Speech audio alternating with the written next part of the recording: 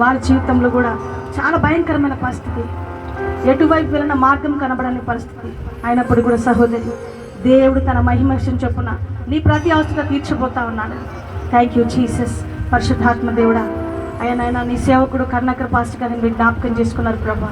నాయన ఆకాశ పక్షులు విత్తవు కోయవు కొట్టలు సమకూర్చుకోవు ప్రభా, అయినప్పుడు కూడా నీ దాసుని పోషించారు. ఆయన భయంకరమైన పరిస్థితి నుంచి మీరు బయటికి తీసుకొచ్చారు ప్రభా. Thank you lord Jesus. ఈ సంవత్సరం కూడా తన సేవకుని అనేక మారుమూల ప్రాంతంలో అనేక చోట్ల తన సేవకును నిలబెట్టుకొని తన పనిని జరిగించబోతా ఉన్నాడు. Thank you.